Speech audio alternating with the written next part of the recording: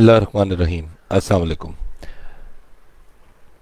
بہت دنوں بعد آپ سے ملاقات ہو رہی ہے، اور نئی دنیا ہے جس میں ہم سانس لے رہے ہیں، کرونا کی دنیا۔ اور اس کے اندر بہت سارے سوالات ہیں، بہت ساری باتیں ہیں جو وقتاً فوقتاً ہوتی رہتی ہیں۔ اور سوشل میڈیا کے ذریعے ہم کنیکٹڈ ہیں، سوشل ڈسٹینسنگ ہم ضرور کر رہے ہیں فزیکلی، لیکن سوشل میڈیا کے ذریعے ہم شاید پہلے سے زیادہ کنیکٹڈ ہیں۔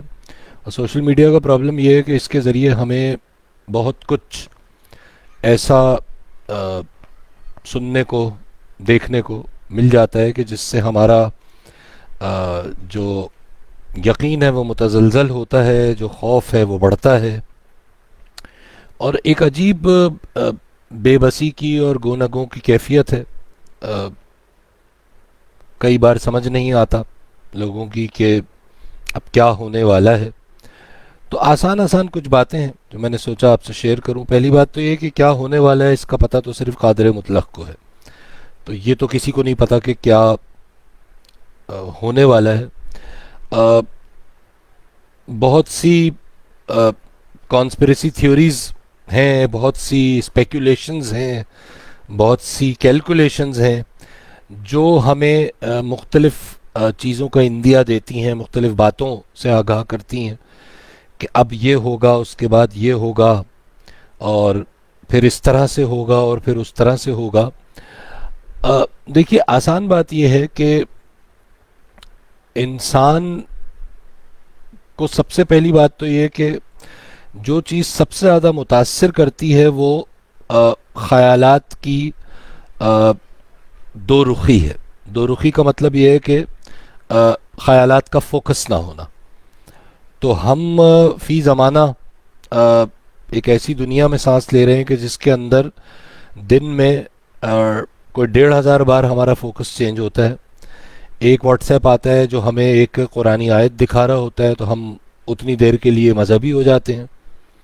اگلے واٹس ایپ کے اندر ایک نیا آ، ایک نئی ریسرچ کے بارے میں بات ہو رہی ہوتی ہے، ہم ادھر فوکس ہو جاتے ہیں۔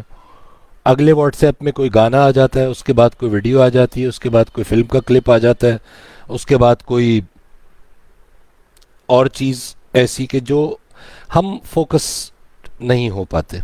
تو پہلی بات تو یہ ہے کہ یہ جو آنے والی دنیا ہے اس کے اندر اپنے فوکس کو برقرار رکھنا بہت ضروری ہوگا، اور اس کی جو پریکٹس ہے وہ آج سے شروع کرنی ہوگی، کیونکہ حضرت اقبال نے کہا ہے نا کہ یقین محکم عمل پہ ہم محبت فاتح عالم۔ تو یہ جو یقین محکم ہے نا، یقین بیس ہے، اور یقین کے جو راستے کا جو یہ جو سفر ہے، اس کا جو پہلا سٹیپ ہے وہ اپنے خیالات کو فوکس میں لانا ہے، ایک جگہ مجتمع کرنا ہے، ایک پوائنٹ پہ کنورج کرنا ہے۔ تو اس کنورجنس کے لیے مختلف ٹولز ہیں، اور ہمارے پاس بحیثیت مسلمان تو ایک زبردست ٹول آلریڈی موجود ہے قرآن و حدیث کی صورت میں۔ تو قرآن کے ساتھ اپنا تعلق قائم کرنا ہے۔ اب سوال یہ ہے کہ قرآن کو کیسے سمجھا جائے۔ قرآن کو سمجھنے کے تو کئی طریقے ہیں، اور سب لوگ جو اپنی اپنی جگہ، کچھ لوگ ہیں جو قرآن کی تجوید پہ محنت کرتے ہیں، اس کے الفاظ کی ادائیگی پہ محنت کرتے ہیں۔ وعلیکم السلام، مجھے کئی لوگ سلام کر رہے ہیں، میں ان کا جواب دے رہا ہوں۔ تو ظاہر ہے ایک احسن طریقہ ہے۔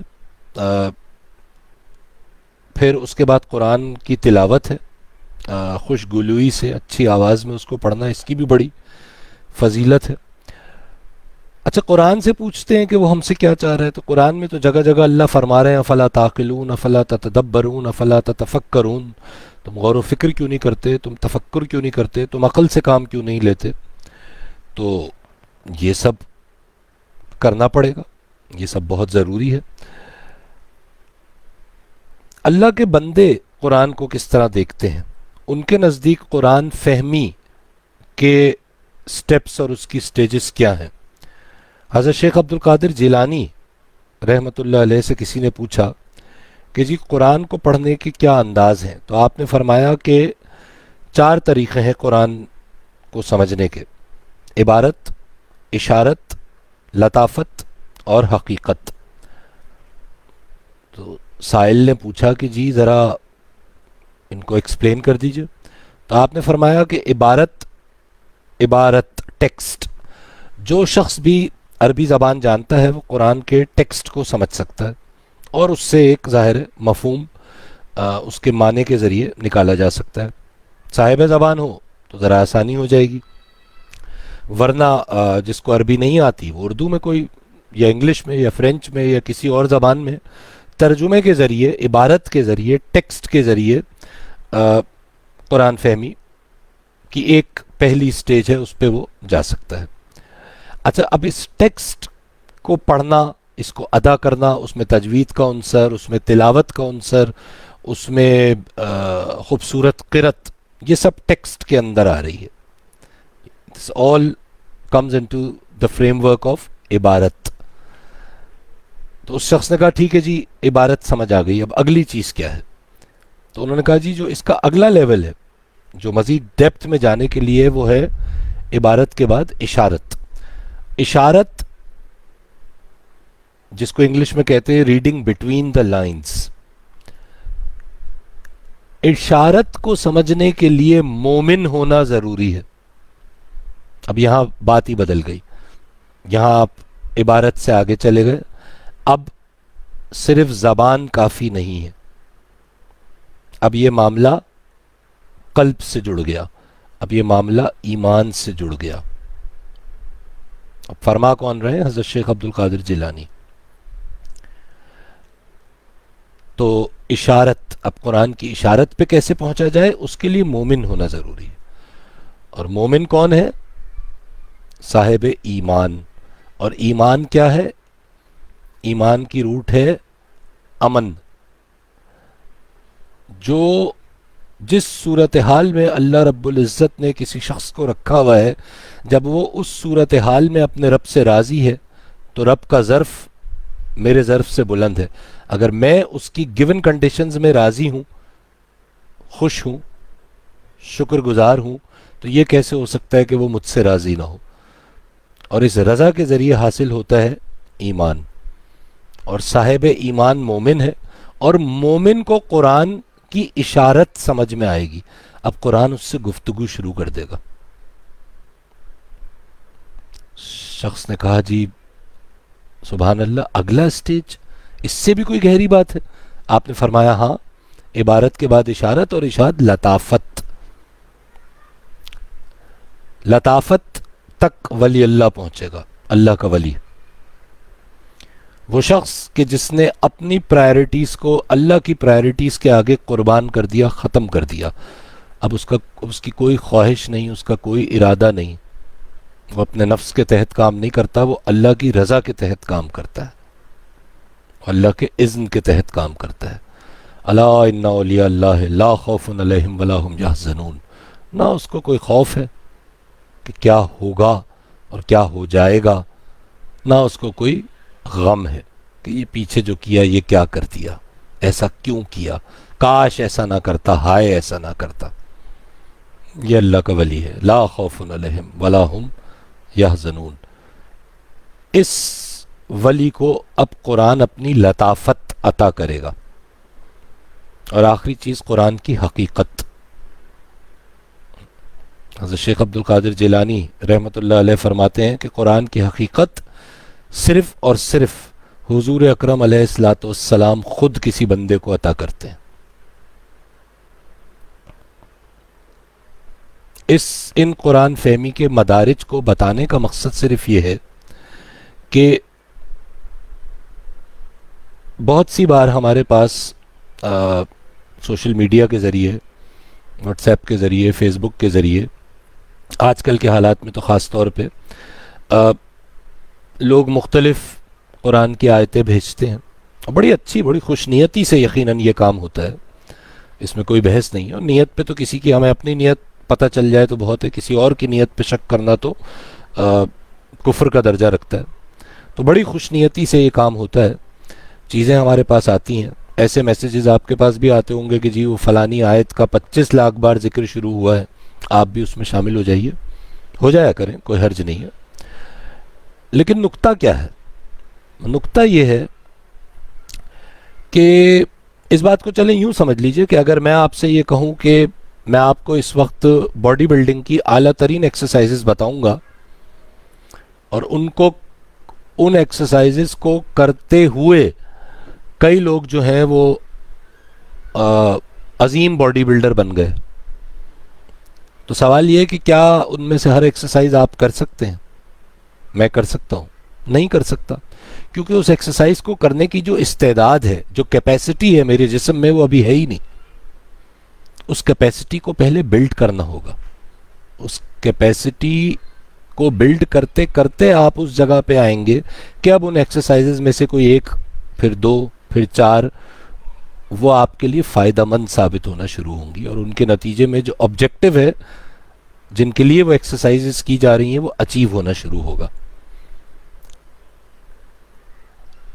ہمارا پرابلم یہ ہے کہ ہم نے اپنا رابطہ، اپنا رشتہ قرآن کے ساتھ اس طرح جوڑا ہوا نہیں ہے کہ جس سے ہمارے اندر وہ روحانی استعداد پیدا ہو، وہ کیپیسٹی پیدا ہو۔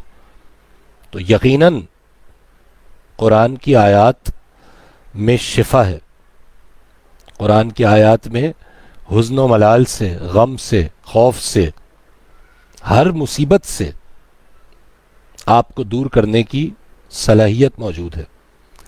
لیکن سوال یہ ہے کہ میں کیا اس کیپیسٹی پر ہوں کہ میں ان آیات سے وہ جسمانی اور روحانی فوائد حاصل کر سکوں؟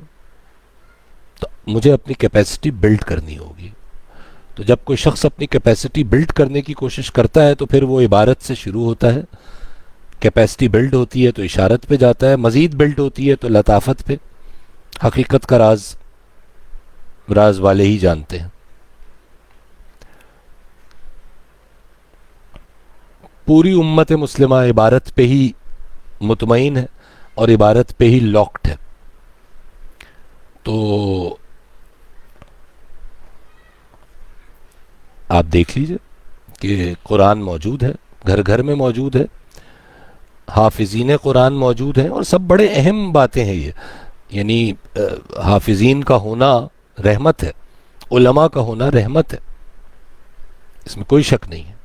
لیکن وہ ایفیکٹ کیوں نہیں کریٹ ہو رہا؟ غور کیجئے اس عبارت، اشارت، لطافت اور حقیقت پر، اور غور کیجئے اپنی کیپیسٹی پر۔ کیا میں نے وہ کیپیسٹی بلڈ کی ہے اپنے اندر؟ کیا میں نے وہ تعلق پیدا کیا ہے؟ اور اس تعلق کو پیدا کرنے کا طریقہ کیا ہے؟ سب سے پہلے اپنے اندر جھانکنا۔ جس نے اپنے نفس کو پہچانا اس نے اپنے رب کو پہچانا۔ آج کے زمانے میں تو بڑا عمدہ وقت ہے سولیٹیوڈ کا، پرائیویسی کا، خود میں جھانکنے کا، خود سے بات کرنے کا، خود سے مخاطب ہونے کا۔ جب تک اس ایکسرسائز کو نہیں کیا جائے گا قرآن فہمی میں عبارت سے آگے بڑھنا مشکل ہے۔ ہزاروں بت بنے ہوئے ہیں میرے اندر، عزت کا، دولت کا، شہرت کا، اپنی پہچان کروانے کا، لوگ مجھے اچھا سمجھیں۔ اگر غور کریں تو میں تو یہ سوچتا ہوں کہ میں تو اپنے 99.9% اعمال لوگوں کی خوشنودی کے لیے کرتا ہوں۔ اگر میں یہ کروں گا تو اس سے مجھے معاشرے میں یہ سمجھا جائے گا۔ اس فوکس کو چینج کرنا پڑے گا اور اپنے عمل کو اپنے رب کی خوشنودی کے لیے ٹیون کرنا پڑے گا۔ یہ جو وقت اب آ رہا ہے، میں تو اس بات کو یوں کہوں گا کہ اب جو وقت آ رہا ہے وہ انتہائی خوبصورت وقت ہے ہمارے لیے، عمومی طور پر انسانوں کے لیے، خصوصی طور پر مومنین کے لیے، اللہ کے بندوں کے لیے۔ یہ دکان بڑھانے کا وقت ہے، یہ خاص اصطلاح ہے دکانداروں کی، شام میں جب دکان بند کرنے کا وقت آ جاتا ہے تو سودا سستا دینا شروع کر دیتے ہیں، خاص طور پہ سبزی اور ایسی چیزیں کہ جو خراب ہو جاتی ہیں اگلے دن تک. کہتے ہیں بھائی دکان بڑھانے کا وقت ہے، سودا سستا ہو گیا، جلدی جلدی لے لو، صبح پھر مہنگا ہوگا. تو یہ تو دکان بڑھانے کا وقت ہے، اس کائنات کی دکان کا وقت تقریباً ختم ہو چکا ہے. اللہ بہتر جانتے ہیں، لیکن جو نشانیاں بیان فرمائی گئی ہیں صحیح احادیث میں قیامت کی، وہ تو نظر آ رہی ہیں. تو یہ تو خیر ایک الگ موضوع ہے، بات کریں گے کبھی اس پہ. لیکن یہ بڑا خاص وقت ہے، یہ بڑا اہم وقت ہے، اس کو ضائع نہیں کرنا، کیونکہ اس کے اندر سودا بہت سستا مل رہا ہے. 50 سال لگا دیتے تھے ایک زمانے میں لوگ اللہ کے بندوں کی جوتیاں سیدھے کرتے ہوئے، مزاروں پہ جاتے ہوئے، تو کوئی ایک راز جا کے ملتا تھا. آج وہ وقت ہے کہ ذرا سا ایفرٹ کر لیں، ذرا سا اپنے آپ کو دنیا سے ہٹا کے اللہ کی طرف اس راہ پر اپنے نفس کو پہچاننے کے راستے پر لگانا شروع کر دیں، انعامات کی برسات ہو جائے گی. تو یہ گھبرانے کا وقت نہیں ہے، یہ تو انعام کا وقت ہے، ٹھیک ہے نا. اور دنیا تو مومن کے لیے ویسے ہی جیل خانہ ہے، حدیث شریف میں فرمایا گیا. تو اس جیل خانے سے تو جتنی جلدی رہائی ہو اتنا بہتر ہے. ڈرنا کس بات سے؟ موت سے. ٹھیک ہے، موت کو سمجھا ہے غافل اختتام زندگی ہے، یہ شام زندگی صبح دوام زندگی. کون کہتا ہے کہ موت آئی تو مر جاؤں گا، میں تو دریا ہوں سمندر میں اتر جاؤں گا. تو یہ تھاٹ پروسیس جب پیدا ہو جائے گا تو پھر خوف نہیں رہتا، پھر صرف امید رہتی ہے. امید کا دامن نہیں چھوڑنا، کیونکہ نا امیدی کو قرآن میں کفر کہا گیا ہے، کفر کے برابر کا درجہ دیا، کفر کی برابری دی گئی ہے نا امیدی کو، مایوسی کو. اور ابلیس کا جو لفظ ہے اس کی جو روٹ ہے بے لام اور سین، با لا سا، اس کا مطلب ہی نا امیدی ہے. ابلیس بنا کیسے؟ وہ تو بڑا مقرب تھا. عزازیل ہزاروں سال عبادت کری، عرش الہی کے قریب پہنچا، بارگاہ الہی میں پہنچا. انسان کے پتلے کو دیکھ کے مایوس ہو گیا کہ یہ اللہ نے کیا بنا دیا، ایسا نہ ہو کہ میری حکمرانی، میری بادشاہت، میرا اقتدار جو مجھے فرشتوں پہ حاصل ہوا ہے وہ چھن نہ جائے. اس نے اپنے رب کی رحمت پہ اعتبار ہی نہیں کیا. یہ مایوسی ہی تو کفر ہے، اور شکر کرنا عین ایمان ہے. تو اس زمانے میں فوکسڈ رہنے کے لیے سب سے پہلے خود کو غیر ضروری اطلاعات سے دور کرنا ہے، غیر ضروری سوشل میڈیا ایکٹیویٹی سے دور ہونا ہے. 24 گھنٹے اطلاعات کی یلغار میں رہتے ہوئے پوری دنیا کی اطلاعات آپ کے موبائل پہ آپ کو مل رہی ہیں، اور لمحہ بلمحہ خیال تبدیل ہو رہا ہے. یعنی جو چاہیے اس کا الٹا ہو رہا ہے. چاہیے ہے فوکس، ارتکاز توجہ، اور توجہ ہے کہ بڑھتی چلی جا رہی ہے. ٹھیک، تو اس توجہ کو اپنی ذات پہ مرکوز کرنا ہے، میں کون ہوں. اور پھر جب قرآن کو پڑھنا شروع کریں گے تو قرآن جگہ جگہ بتا رہا ہے کہ تم کون ہو. آپ کو آپ کی حقیقت بھی بتا رہا ہے، آپ کی حیثیت بھی بتا رہا ہے، آپ کا مقام بھی بتا رہا ہے. لقد خلقنا الانسان فی احسن تقویم ثم رددناہ اسفل سافلین. تخلیق اعلیٰ ترین فارم پہ ہوئی ہے، چھوڑ نیچے دیا کہ چلو آؤ واپس اپنے ایفرٹ سے. تو جو شخص اس تھاٹ پروسیس میں آ جائے گا، آپ یقین مانیے اس کے پاس وقت ہی نہیں ہوگا کسی مایوسی کا، کسی کفران نعمت کا. اس کے پاس وقت ہی نہیں ہوگا. لوگ کہتے ہیں یار بور ہو رہے ہیں، کرنے کو کچھ نہیں ہے. کرنے کو تو اتنا کچھ ہے کہ سر کھجانے کا وقت نہ ملے. اپنے اندر جھانک کے تو دیکھیں. آفاق انفس کا سایہ ہے، یہ پوری کائنات آپ کے اندر موجود ہے. اجمالی طور پہ کائنات کا ایک ایک فینومنا انسان کے اندر موجود ہے. غور تو کریں، فکر تو کریں، تفکر تو کریں. قرآن غور و فکر و تفکر و تدبر کی دعوت دے رہا ہے. اس دعوت پہ لبیک کہنا پڑے گا، اس دعوت کو آج ایکسیپٹ کرنا پڑے گا.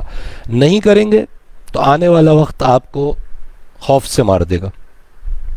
کرونا وائرس یا اور کوئی چیز آپ کو مارے یا نہ مارے، خوف، بے یقینی، بے اعتباری کافی ہے مارنے کے لیے. تو ان گزارشات کے ساتھ نقطہ صرف یہ ہے کہ آنے والے وقت کے لیے خود کو تیار کرنا آج بے حد ضروری ہے، کیونکہ گھوڑے کو ریس شروع ہونے سے پہلے تیار کیا جاتا ہے، سال بھر پہلے. اس کی مالش ہوتی ہے، چمکائی ہوتی ہے، دھلائی ہوتی ہے، ورزش ہوتی ہے، خوراک ہوتی ہے. ریس شروع ہو گئی، گھوڑا تیار، اس وقت تھوڑی کریں گے. ریس شروع ہونے والی ہے. Time has come. اپنا بہت خیال رکھیے. اللہ حافظ.